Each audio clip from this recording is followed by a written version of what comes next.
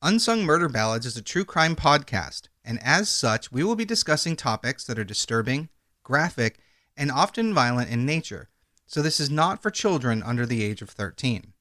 But you know this because you did start playing this episode. So here are some things you might not know about us. We are going to be critical of mistakes made by both criminals and law enforcement. We're going to express our views on things that you might not always agree with. We will occasionally go on an off-topic tangent. And we're going to use dark humor to express ourselves now and then. So if you're easily triggered, this might not be the podcast for you. However, if this is your cup of tea, then raise your pinky finger while you sip and join us for this week's horrific case, you sick bastards.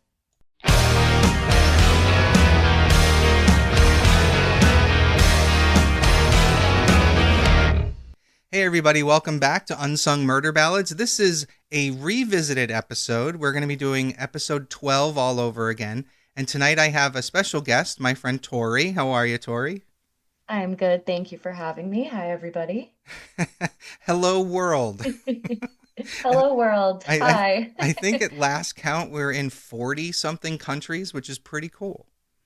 So Wow. yeah, Hello, world, for real. I know, right? And I hate to, not that I hate to say it this way, but like there were countries that I remember early on saying, I don't think we'll have that many listeners in, say, Africa. We have listeners in Africa. So hi. There you go. Never say never, people. I underestimated our reach, I guess. That's awesome. So tonight we're revisiting the episode of Junko Furuta, which was at the time a listener request, and I just don't feel we did it well the first time. So we're here to redo that.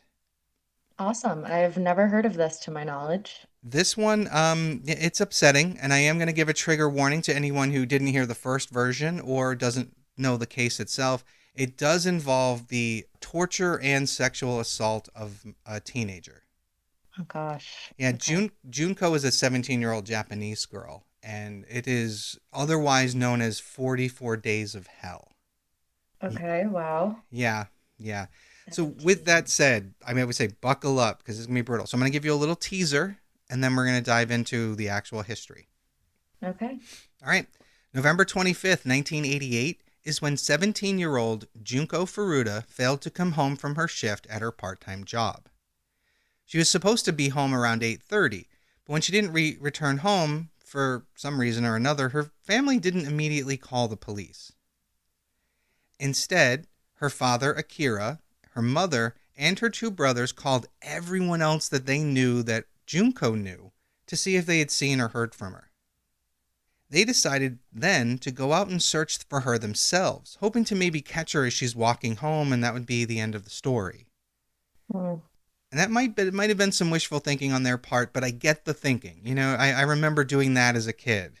Yeah, and I get, in the moment thinking I don't want to be dramatic or call the police for something that it isn't, but, we're here. Right. And yeah, and that's the problem with that whole thing is I think in today's world in particular, now we're quicker to call the cops. And I think the statistic is 90% of these missing children cases are found pretty quickly.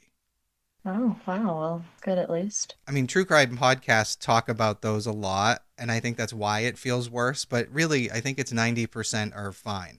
So that's why they're so quick to say, don't worry about it. Yeah, yeah, but that 10%, it's always you never think. That's at least where my head goes and being somebody who listens to true crime podcasts often, but I've never heard of this case, so I'm excited to dive into it and weary to dive into Yeah, it. I don't even know how to begin. This is fucked up. And anyone who knows, Oh and gosh. I know the person who requested this back in, hold on, I'm looking at the map. May of 2023 is when we did this originally. And it was Oh, fun. requested by a friend of mine, Bronx Dead. And he knew how bad it was going to be. And then he actually told me last time we met up, that he was disappointed in how we presented it. So that's honest. Mm. You gotta love it. Honest feedback is a great thing. So Bronx, here it is. I'm redoing it for you. Can I ask, did you ever hear about this case before your friend requested it? I had, yes. I'd heard about it Okay. on a podcast maybe a year before he had recommended it. And I had laughed because I was like, yeah, that's on my list. Okay, awesome. Let's get into it. All right, so and like I said, they went out looking for her, but it was a full 2 days before they finally called the police to report her missing. Wow. Then later that same day, their phone rang, and they heard Junko's voice on the other end of the line. She told them that she had run away, that she wasn't in any immediate danger, that she was staying with a friend, and they should stop looking for her. Hmm. Of course, Likely. all that was a lie. Junko had been forced to make that call to get the police to stop looking for her. So, this is the case of Junko Furuta, and get ready because this is some fucked up shit. Okay, let's do it. Now, as I I'm a little said, scared. and the listeners at home, listener discretion is heavily advised. As we've said, it does involve the sexual assault of a minor and torture. So take breaks if you need to. Like if it's that bad, turn it off. Unfortunately, poor Tory here is she's locked in. I'm locked in. Technically, if you need a break, we can pause the recording. Okay. So Junko was born on January 18th, 1971 in Misato, Japan, which was about 22 miles outside Tokyo. She lived with her parents, and she was the middle child between her two brothers. As a teenager, she was attending Mashio Minami High School and worked part-time at a plastic molding factory during after-school hours in 1988. And I just want to say, what teenager is working at a plastic molding factory? Yeah, what is I have a lot of questions with that, but it's not I know. I'm I'm assuming like, I'm important. What are picturing. they molding? Plastic what? I don't know. That's all the information that's there. But my question is, how bad are those chemicals for you? Yeah, that's a great point. My brain didn't even go there. Wow. I'm like, Oh yeah. I know it's gosh. the 80s and it's Japan, but yeah, it's a little weird. Still, it just feels wrong. It's off. So Junko was generally just a normal girl. She wasn't running around with any rough crowds or skipping school. She was responsible. She had her job. She studied. She was planning for her future. She had accepted a job at an electronics retailer when she graduated, and that was where her plan was going. In school, she was Mm. liked by her classmates. She had good grades and she didn't miss that many days of school. She was popular and considered pretty, with dreams of becoming a singer, maybe. She was Mm. saving up money at this time for a trip that she was going to take after graduation. So, realistically, just an all around good kid. Yeah, it sounds like it. I mean, responsible, saving up money, that couldn't be me at 17. Right? Oh my God, that couldn't have been me at 27. Right. It was awful. So on November 25th, 1988, Junko finished her work and started walking home. Now, there are some reports saying she was on a bike, some that say she was walking, unclear. Okay. But she never got home. There is one thing to note here, and I promise, as random as this is going to sound, it sort of plays in. That night, the night she disappeared, this was the night that her favorite TV show was having its series finale. And Okay. that show is called Tonbo, which I guess translates to Firefly. And Okay. Junko was telling everybody about how excited she was to get home to watch it. Now, again, I know that feels Yeah, I random. mean, I get being in a TV series and being so excited and that's the only thing you think of all day. So, okay. Yeah, I'm not gonna lie. Every time a season of Game of Thrones was coming to an end, I was like, I gotta be there. You know. Yeah, yeah, I get it. I'm watching a TV series right now that it comes out every week and I haven't done that since Game of Thrones where I waited every week for a show. So, I the actually excitement is back. I like that they do that. That they've started doing that again, even like Netflix. You know, I'm with you. Yeah, yeah. I mean, we were raised in a time, or at least I was, being 26, where I've always had, the world at my fingertips. I didn't really have to wait for things. There was only so short a time where I had to watch even commercials with TV. So, I was gonna say, yeah. When I was a kid, the commercials would come on, and you had to wait. There was no skipping. yeah, Yeah, yep. yep. So again, that note about her show seems random, but put it in your back pocket because it's gonna play in a little later. Back to Junko walking home from work. So she's on her way home. It's about 8:30, and she had the unfortunate misfortune of crossing paths with two young men. One of them was 15-year-old Nahuhiro Minato, and the other boy was 18-year-old Miyano Hiroshi. Now, Minato and Hiroshi were the type of guys that you wouldn't really want to bump into on a dark night in an alley or something. They're not good people. Okay. Hiroshi was 18 and he had a history of problematic behavior since elementary school, such as shoplifting and damaging school property. In April of '86, he was enrolled in a private school in Tokyo, though he would drop out the following year. And after this, he continued committing crimes that escalated in severity. Hiroshi, right, and that's typically how crimes go. They escalate. You get bored. I mean, even me as my rambunctious, vandalizing self as a teenager, I escalated things. That's how it went. Yeah, exactly. Especially if you drop out of school and aren't doing much with your days and etc.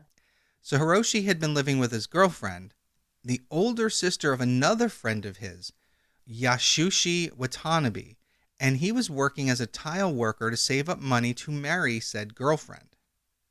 Hiroshi claimed that he had connections to the infamous Japanese gang, the Yakuza. Now, for those who don't know, the Yakuza is literally like the Japanese mafia. Oh, okay. Japanese culture is it's all about honor. So this is another group. Well, even though they're committing crimes, there's still a lot of like honor involved. So if you dishonor one of them, you're going to pay the price for it. Oh, okay. All right. He and Minato had a history of sexually assaulting young women. And on that particular day, they were on the hunt for another victim. And that's when they saw Junko. So just to clarify, this is the 15-year-old and the 18-year-old, Monotado and Hiroshi, Minato and Hiroshi are the 15 and the 18-year-old, yes. Minato and Hiroshi, okay. Yeah. So there are two versions of the way things play out that we're about to talk about. And we're going to cover both versions real quick. And it's funny because I think it's because there's two different people telling the story that it's slightly different. Okay. But the first is that Hiroshi and Minato had never seen or interacted with Junko before. One of them claims that it was just a random encounter and they decided to attack her.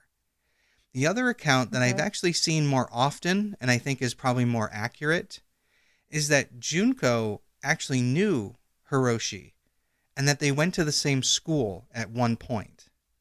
Because according to this version, he asked her out and she had politely declined, but he didn't handle that rejection very well. Wow, that's motive. And I lean more towards that, but who knows? Obviously, my brain wants answers. I feel like that makes sense for me, but okay, we'll see where it goes. But two teenagers that set out to sexually assault a woman, I don't think you need much more. True. Yeah, like you don't need much more motivation than that. Although I think that part of the rejection, I think, leads into everything else possibly. Like how bad this gets for Junko. So, oh gosh, okay. Yeah, sorry. Buckle up. So basically they see her there. And instead of just abducting her, they decide to play things out slightly differently. According to this report, Minato rode up next to her either on a bike or a motorcycle or just ran by her and knocked her down. Whether it was off her bicycle or just knocked her down is, again, two different stories. Okay. And then Hiroshi runs over and he pretends that he's rescuing her and he runs Minato off.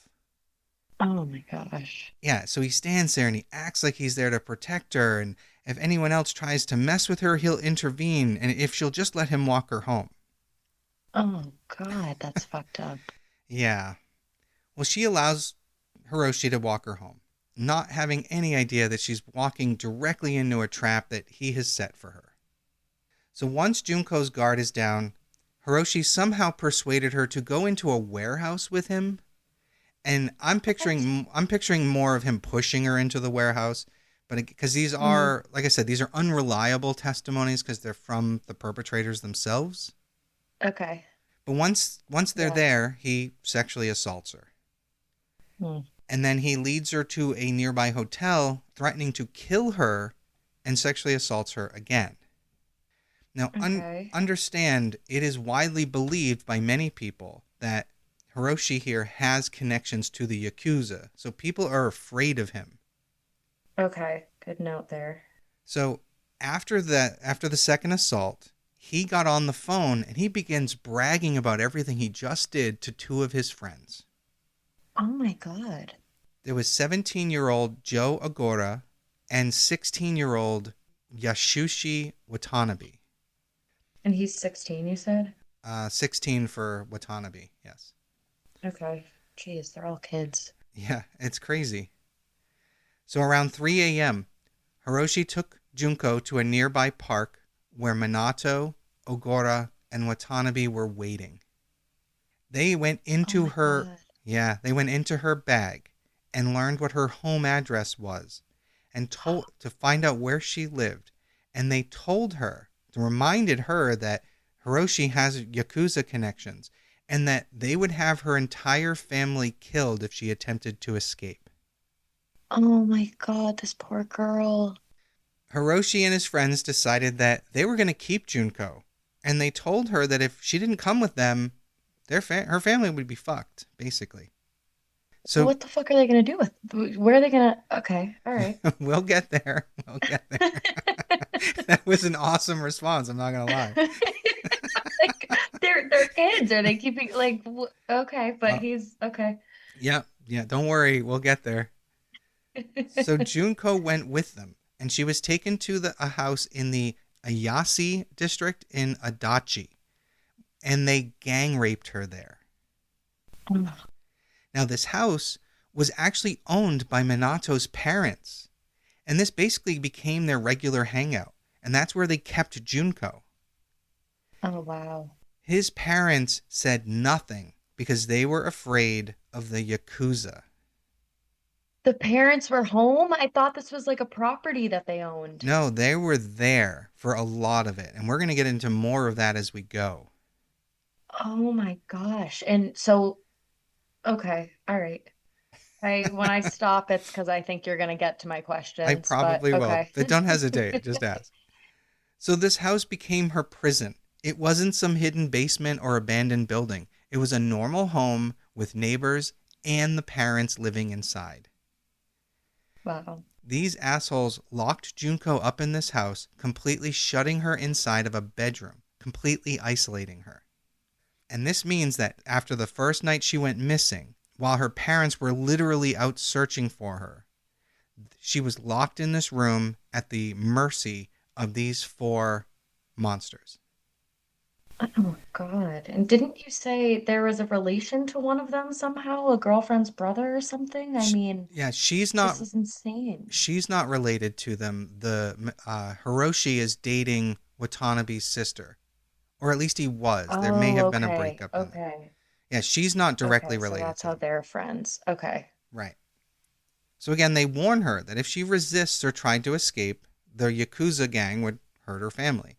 And these threats were convincing enough that she agreed after the first 2 days of being missing that she would call her family to tell them to stop looking for her.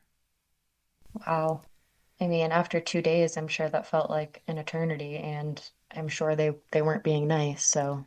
They were being far less than nice, yes. They kept her in that home, and they made her tell Minato's parents that she was his girlfriend. Oh my gosh. But they eventually just dropped that deception when it became obvious that his parents were never going to call the police. Wow. On the night of November 28th, Hiroshi invited two other boys, Tetsuo Nakamura and Koichi Ihara, to the Minato house. They went upstairs to that room where Junko was sitting, where she was only wearing a long-sleeved t-shirt and a skirt that Hiroshi had actually stolen from a clothing store the previous day, probably to replace the bloody clothes and whatever the hell other, tears and Oh stains my were on God. there. This is already so calculated and sick. Well, these two new boys, numbers 5 and 6 here, They sat there and drank cough medicine and pretended that it was drugs, and they were acting like they were getting high from it. Oh my gosh. And Junko, recognizing that these boys are trying to build up courage to do something, actually tried to run away, screaming in fear. Oh my God. Hiroshi grabbed her legs, and Ihara put a pillow over her face. The parents were actually awoken by all the noise, and they came to check to see what was going on, but their son Minato told them it was nothing and to go back to bed, which they did. Wow. Okay. It tells you how scared they are of their own son, though, you know? I understand it's a different culture, and I try not to judge people from other cultures. I know, honor is a big thing, saving face is a big thing, and genuine fear of the Yakuza. I would have risked it all. There's no way I would have let that Yeah. happen in my house. There's no way. Yeah, I mean, I don't know. It's the cultural thing versus the human thing in my brain. It's hard. Obviously, I'm not very familiar with that culture and the beliefs, but it's just, human instinct. You hear an animal cry, a baby cry, anybody scream. It's just, Right. I don't understand it. Well, not only that, but even if you told me you were in an abusive relationship and that you were quote unquote okay with it, every time I saw you with a black eye or heard you yell out in pain, I'd still check on you. Yeah, You know? exactly. That's a great point. So to me, this is completely removed from reality in my head. Yeah, same. So from late November until mid-January, these 4 teenage boys just continued to repeatedly rape Junko, and they passed her Mm. around and shared her with their friends as well. Wow. Unfortunately, many of the people who did assault her were never identified. Oh, okay. So we have what, 5 or 6 names right now, and then the We rest are Correct. okay. It has been estimated that up to 100 people assaulted Junko throughout her 40-day captivity. Oh my God. Some of them raped her more than once, which, if you do the math, she's being assaulted several times every single day. Oh my God. She's a 17-year-old girl. I imagine most of her life at that point is just going to her happy place, wherever the fuck that is in her mind. It has to be. How do you not? I mean, it's dark, but how do you not find a way to try and think, I have to escape this one way or another? Like, I don't know how I would. I And don't know. and That's she's afraid to unthinkable. she's afraid to escape because they're threatening to hurt her family. Yeah. Oh So she's gosh. taking it to save them, which is Wow. crazy. That is crazy. So one of these many guys apparently did feel bad about what he did to Junko, and he went to his parents and he told them everything that was going on. The, Okay. this person's parents ended up calling the police right away. But when detectives There we showed go. There's one group of parents finally, that right? I'm But when police showed up to where Junko was being held, this kid's parents were there, and they acted like they had no idea what was going on. Oh my God. And for the record, that's been their stance ever since, even after the truth came out. No way. Yeah. And there's an That's that's a whole different level of twisted. I mean, I'm sure we'll get there at some point, but I hope there's some punishment or level oh, of guilt that they were found. yeah, we'll get to some of the parent stuff at the end, yeah. Okay. There was even another point where Junko herself had managed to call the police. She actually got through to them. But by the time the police arrived, all the boys were around her, making threats. So when the officers showed Oh, up, Junko was standing there telling them everything was just fine. And the police left and never followed up. no way. Is there a report on this? Is that how did they not intersect the missing person and this report with this person's name? See, again, it's a different culture, so it's really tough to say what happens. Like, it's the 80s. I think even in the 80s here in the US, police were less likely to just follow up on things. We didn't Yeah. have all these Yeah. mandatory requirements until more recently. I think the 90s and later, even here in the US, like you didn't have mandatory reporters. You didn't have the we got this call, we have to make sure everybody's okay. Those and that's Yeah. here. So I don't know what it was like in Japan in the 80s. That's true. That's a good point. Junko, at this point, they stopped treating her like a person. She became something that they could control. She was getting thinner by the day. She was covered in bruises and scars. Now, the details of what Junko went through were absolutely barbaric and horrible. Her kidnappers hardly fed her any real food in that entire time. At times, they would even force feed her cockroaches. Oh, God. They would make her drink urine. And Oh, she took it all in because she was starving and dehydrated, and she didn't have any other choice. I can't imagine. I really can't. There was an entire stretch of period where she wasn't even wearing clothing at that point. They basically stopped even dressing her or letting her dress. There were some nights that they literally shut her outside on the balcony where she had to sleep in the frigid air with nothing to cover herself with. And again, it goes back to that, but how did nobody see her? How did the neighbors not notice? I mean, I, oh, I know gosh. it blows my mind that nobody intervened. Like, Yeah, and it makes you wonder, is it fear from, the gang ties? Is it who know? whatever it was? Yeah, Somebody didn't speak up, anybody. and again, I go back to it's a for me like it's the opposite because it's a culture of honor. So you would think that they would see something and they would do the honorable thing. Yeah. So I do need to give a little bit of a content warning here because the next things we're going to be talking about are more graphic than what we've already said, if you can believe that. Hey. So on top of everything else they're doing, they would force her to masturbate in front of them, and also in front of the other rapists that they had invited over to assault her. Her kidnappers sexually assaulted her with a variety of objects as well, including a pair of scissors, Oh metal rods, and even a bottle. my gosh. They ripped off her Oh, left nipple using a pair of pliers. And holy investigators, shit. yeah, and investigators found burns in and around her genital area. There's no way she wasn't screaming at the top of her lungs. I mean, even if they're holding a pillow over her head, how did nobody do anything? How are those parents hearing that? Every adult within earshot of that is culpable. That's the simple truth of Y- it. You're getting your nipple ripped off? The Yeah. No, I think there would be an earthquake from my scream.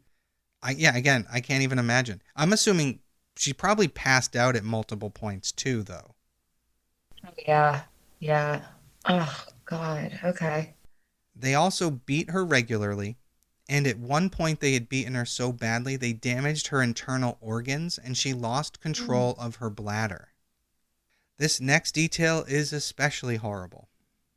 They stuck firecrackers in her mouth and other orifices of her body, and they let them explode inside her. Oh my God. And did she survive that? She survived that part, yes. Oh no, it's like at this point, I feel like I would just be wishing to not survive. Yeah, I would want to be killed at that point too. I agree with you. Oh gosh. There was a point where they beat her within an inch of her life, and then they doused her legs with lighter fluid and set her on fire. By early January, her stomach had been so badly damaged that she couldn't keep down even water. Anytime she did drink something, she would just vomit it up right away. This started in November, early November, mid-November. Yeah, and here we are in January. Yeah. That's early January. Okay. Oh gosh. Yeah. It's crazy to think that she survived that long, to be honest. And it's crazy to think, her siblings, her parents, I'm assuming people are still looking for her. They Or are they, they since are she said that she was safe? they're worried, but they're not actually searching for her. And the police took that call that she made to her parents at face value.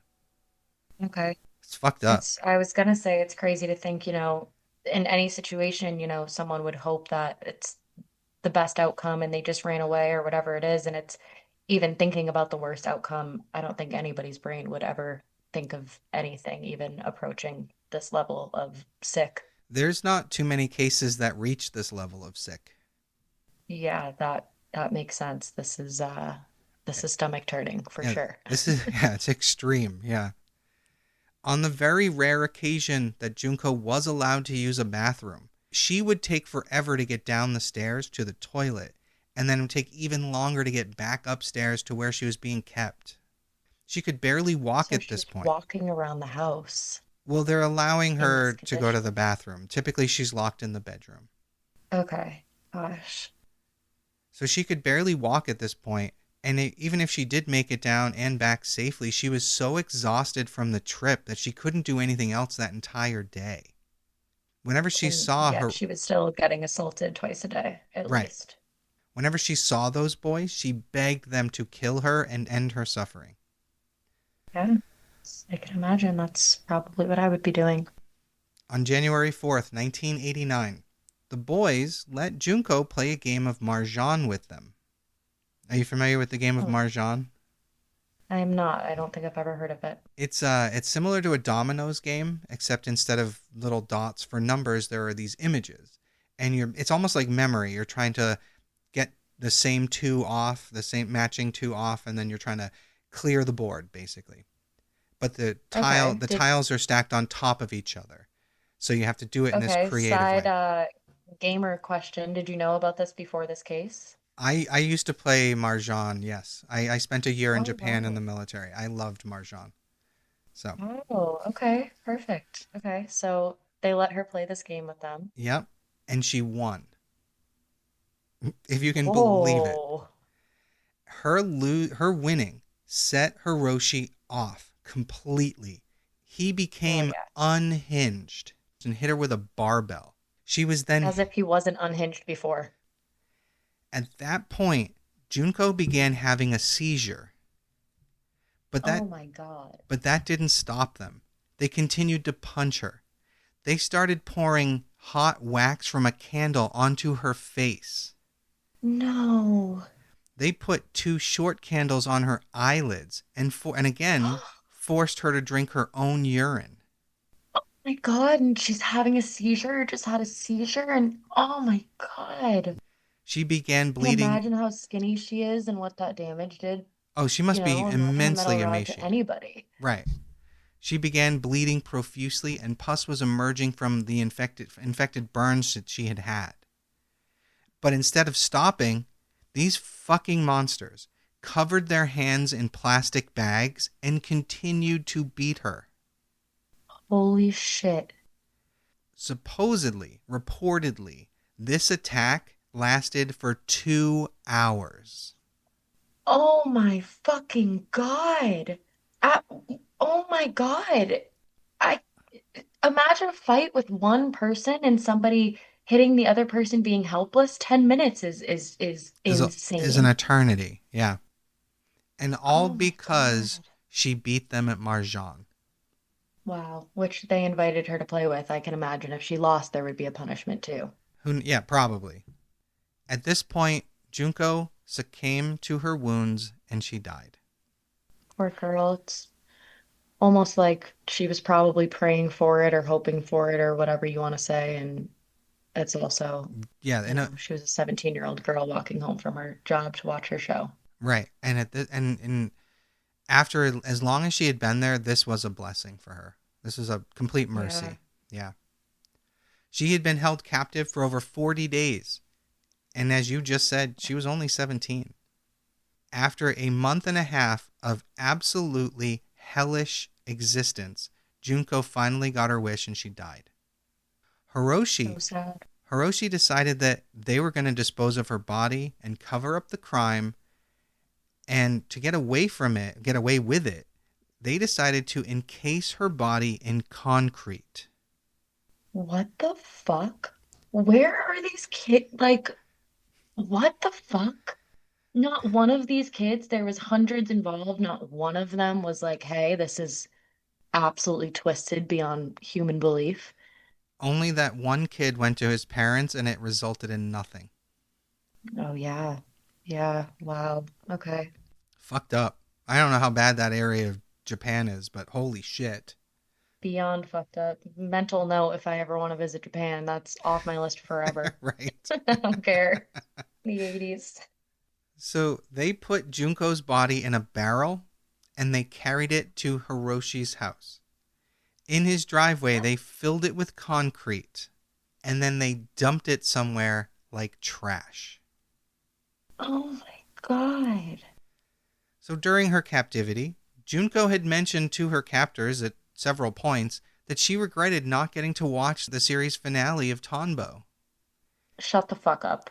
So Hiroshi found a videotape of that episode and he placed it in a travel bag and left it with her body in the concrete. As I, oh, it keeps getting sicker and more twisted and like at what point it's like you can almost I go down these rabbit holes of thinking while you're telling me the story and it's okay, they just weren't seeing her as a human being, you They know? definitely They did not they see they her. Yeah. but then you're gonna remember what she was looking forward to in the night that you took her life from her, really, that the first day of 40. That is absolutely sick and so fucked. Well, the reason he said he did it wasn't because he felt bad for her. It was because he didn't want her ghost to return and haunt him. Oh my God. It's not funny, but your response. Oh, it's like, are you kidding? And I can't believe it that you know this information, that he said this out loud. That he told This is police, yes. wild. That's wow. What absolutely zero remorse, just none at all. None at all. No. And the sad part is, in my mind, that's the least of the things she's going to haunt you for, you fucking moron. Yeah, what? Yeah, hey, don't worry. All is forgiven. Even when you put those plastic bags on me from the pus-filled bruises exploding, Yeah. don't worry. Thanks for my show. Glad I Yeah. got to see it. You shouldn't even get to see it. It's just next to her. Yeah, nice. It's nice. Jackasses. Yeah. So on January 23rd, 1989, Hiroshi and Ogura were arrested for the gang rape of a 19-year-old girl that they had kidnapped in December. Wow. 1989 in December. Wow. So in January of 1989, they were arrested for someone they had kidnapped in December while Junko was still their prisoner. Oh, Yeah, they were arrested for that whoa. in January after her death. So it wasn't even just her. Oh, God. When they were arrested, did they know that Junko was still missing? I mean, I know Well, they weren't police took that call for what it was. they weren't arrested until after Junko's death. So what I'm saying is they abducted another girl while they still had Junko, Wow. and then they weren't arrested for it until after Junko's death. Fucking crazy. So two officers came in to interrogate them because they found women's underwear at their addresses. And during this interrogation, Hiroshi believed that one of the officers was aware of his culpability in Junko's murder. He thought Oh that my God. he thought Ogura had confessed to the crime. So he told police where to find Junko's body. What? Yeah, fucking moron. Like, God, I mean, it didn't take too much criminal masterminding with everything seemingly being out in the open, them pouring concrete in a driveway and her sleeping on a porch and the parents being home. I mean, they got comfortable leaving underwear in the houses and Yeah, clearly, but geez, yeah. I mean, I mean, I love a stupid criminal. I've always said that. Yep.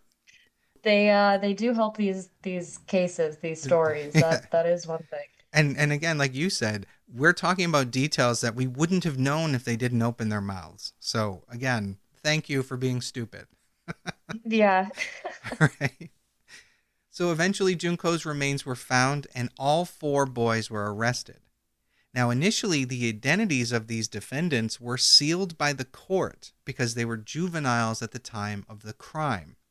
Oh, bullshit. Well, it's funny that you say that. A journalist working for a magazine basically uncovered their identities and basically said, fuck that. After what you did, you don't deserve anonymity. And he There we released their go. names. Yeah. All four of them pled guilty to, quote, committing bodily injury that resulted in death, unquote, rather than murder. Wow. Yeah. Personally, Wow. if you're doing something to someone that results in death, that's murder. That is murder. And over the span of multiple or almost multiple months, 40 days, 40 and it days. being calculated from the very second of playing, knight in shining armor. Yep. I agree. Wow. Yeah. So amazingly, this takes all the way until 1990. But in July of 1990, a lower court sentenced Hiroshi to 17 years in prison. 17 years. That's it. Literally as long That- as she was alive was what they sentenced him to. Wow. As if that makes up for it, and then he just gets to live his life. That's sad, but Well, he then appealed the sentence, and literally during the appeal, the judge was like, no, not only are we not going to let you appeal, we're adding 3 more years to your sentence. oh, Yeah. okay. I like that. Interesting. Now, interestingly, 20 years is the second longest sentence given in Japan before life imprisonment. And I don't understand why they didn't get life imprisonment. That blows my mind. What's the bar for life in prison? I mean, I think geez. I think it's because they were 18 and younger, so they weren't considered adults. And normally a life sentence is Okay. 25, I think. You know what I mean? Yeah, So yeah, I guess. Hiroshi was then denied parole in 2004, but he was released from prison in 2009. What? Yeah, I mean, that's 20 years Oh my gosh, almost. yeah, but I was hoping this would be he was violent in there or there was issues or No, something. no, Something. some of this is going to upset you greatly. I can tell you that right now. Even more so. Okay. In January of 2013, Hiroshi was rearrested for fraud. But due to a lack of evidence, he was released without charges later that month. Oh my gosh. And that's, I believe, the last we've heard of him. Now, Minato, Wow. Okay. yeah, right? Now, Minato, the kid whose parents that they were living with, he originally Yes, received okay. a 4 to 6 year sentence, which was then resentenced to 5 to 9 years upon appeal. This feels like this should be for like the shoplifting crimes. That's insane. Right? This is crazy. Apparently, a little girl's life doesn't mean shit over there, or it didn't back in the 80s. I guess so. He was 16 at the time of the murder, and his parents and his brother, who was also living in the house, were never charged with any crime. And Wow. and That answers my earlier question. there you go. Yeah, it's so fucked. And after his release, he moved back in with his parents. Hmm. Right? Wow. Shocker. In 2018, Minato was arrested again for attempted murder.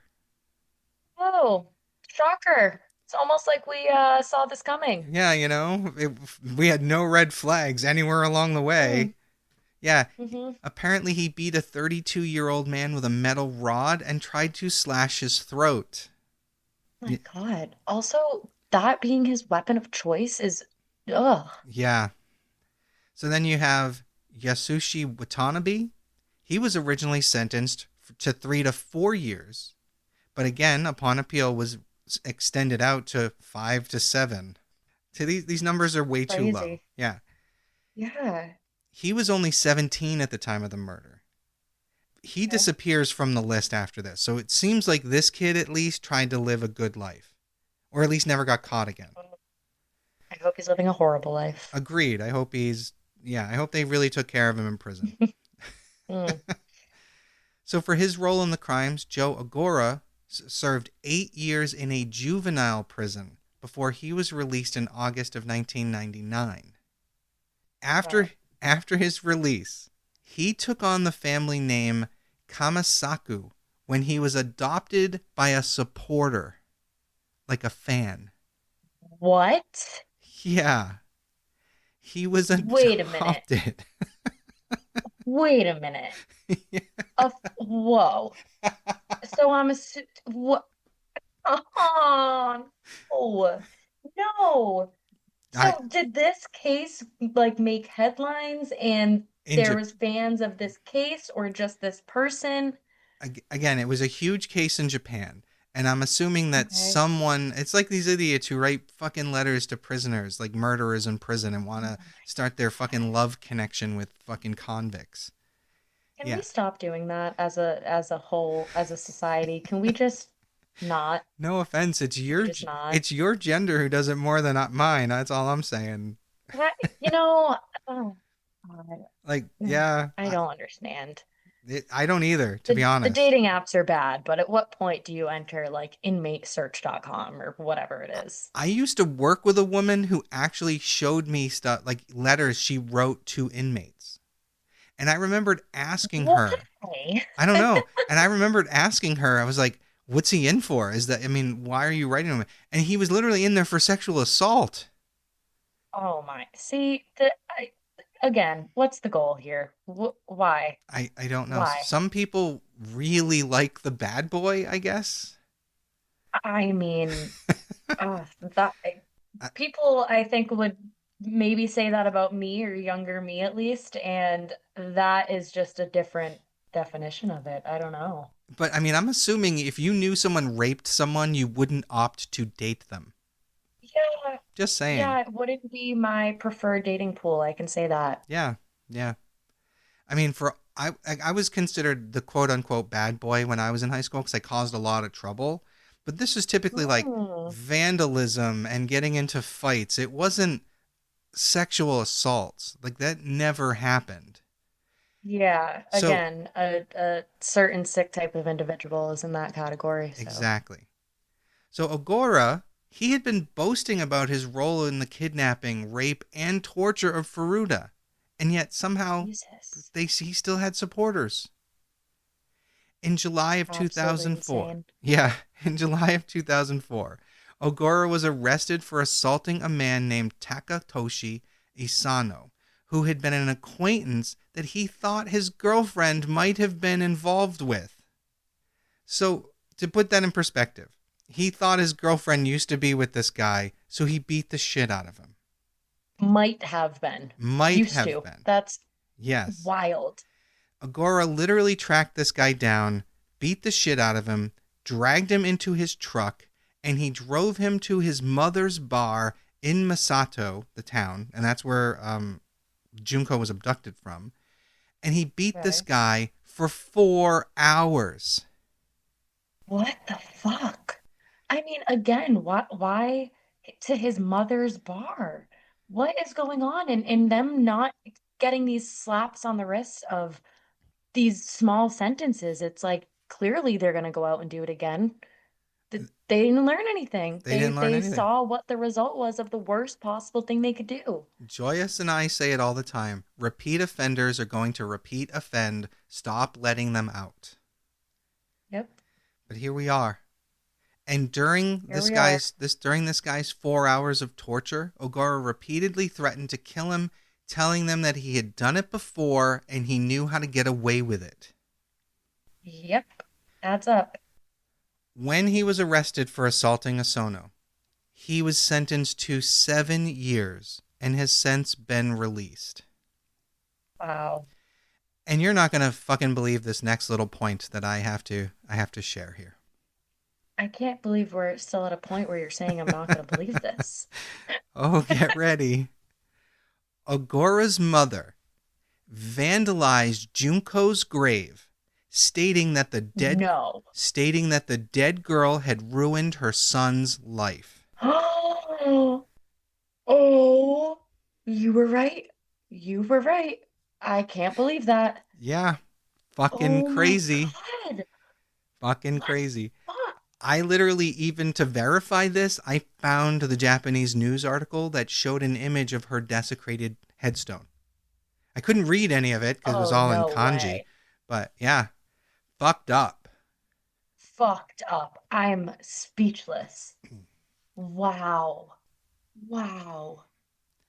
So Junko's parents, we're going to go back a little bit here. Junko's parents were very upset by the light sentences that their daughter's killers had received, and they had won a civil lawsuit against the parents of Minato, the people who owned the home where all this happened.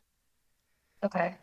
Now, Hiroshi's mother reportedly paid Junko's parents 50 million yen, which is the equivalent of $370,000 in compensation. Hmm. They had to sell their home to be able to do that. Okay. I mean, fucking crazy that they weren't trying to sell the home before that, considering what happened, but Right? sure. Right? Junko's funeral was held on April 2nd, 1989, and Junko's intended future employer presented her parents with a uniform that she would have worn had she been accepted into their company, which I think is weird. Oh, It's sweet, it's but what are weird. they gonna do with that? Yeah, that's what I mean. That, like, I made this joke in the first recording, but that's like if she was going to work at Panera Bread, here's her Panera uniform. Like, what? Yeah, here's the visor and the apron. Like, I don't know. I get like I've seen schools do that for people that were about to graduate, but that's a huge like life mile. I don't know. I Right. kind of get the intention, but where was the marketing team saying, "Hey, Right. maybe let's not Where's your do PR that." people? Yeah. Yeah, well, are you gifting it with a shadow box to hang up at her memorial? Well, Like, I don't, in, it's weird. it's funny that you say that. The uniform was placed in her casket with her remains. She's working for the rest of eternity. That's Well, fucked she's not up. wearing it. Oh gosh, she's just hearing from the inside of a cement block her favorite TV show and can't watch it, and she has the work uniform with her too. This is horrible. Well, and it's funny that you say that. Luckily, they weren't very bright because they sealed the barrel that she and this concrete were in, so it wasn't dry. So it's not like they had to chisel her out of Oh, there.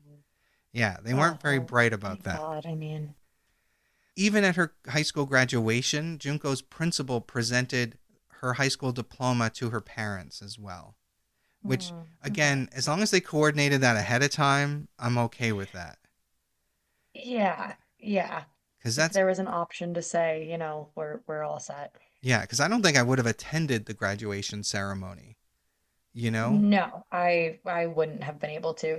What could have been, especially having gotten that call. I don't know. I would have so much guilt regardless of the circumstances, just as a parent, but Well, and that must have been. right, and keep in mind, 1988 was before like caller ID, so there was no way, unless the police had something Mm, set up to trace the call, there was no way of knowing where she was, where she called from. It was a different time yeah, back then. So, yeah. Must have felt so helpless. Jeez.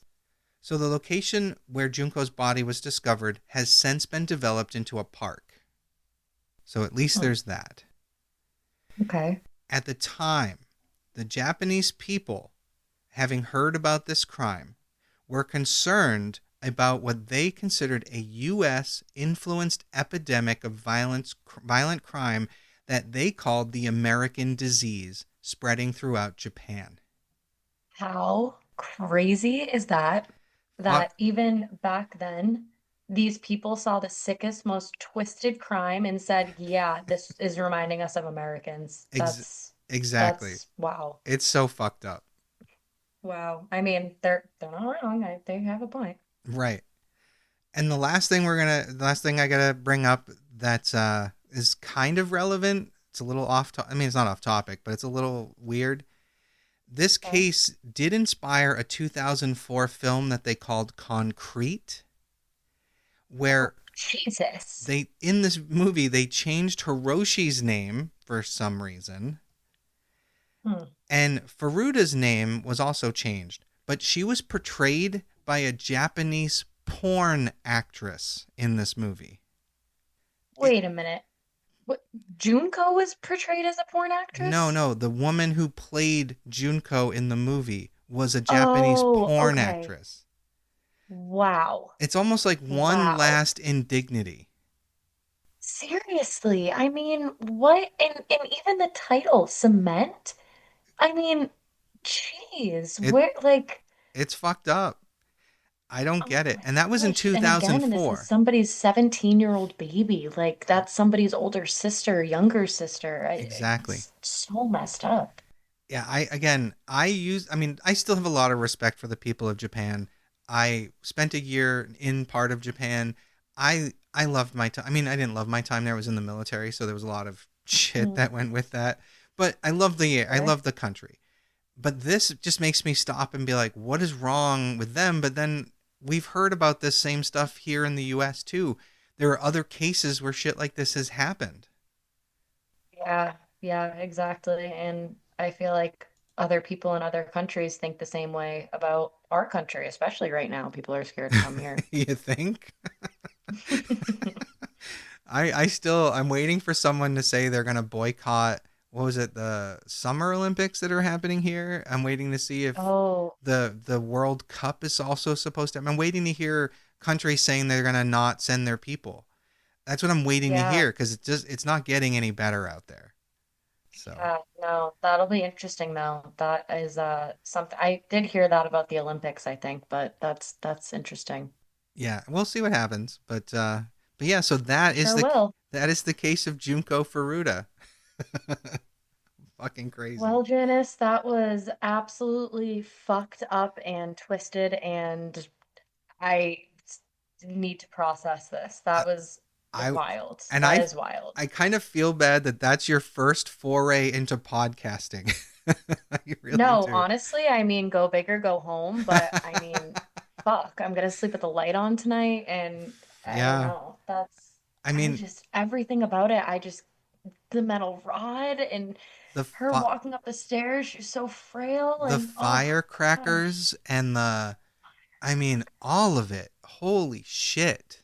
the parents knowing and her sleeping on the porch, the whole thing, I am going to be thinking about this for a very long time and So, definitely go down my own little deep dive rabbit holes right. and be talking to you about this for a while. I was going to say And I'm sure I'll hear about it. yeah, good first episode to get me hooked. Sign me up. All right. Well, like I said, you're always welcome back, and I'm sure the audience will get to hear your voice again very soon. Amazing. I hope so. This was a lot of fun. Thank you for having me. Thank you. All right. So we're gonna sign off once again. I am Janice Dead, And I am Tori. and we'll see you next week. All right. See ya.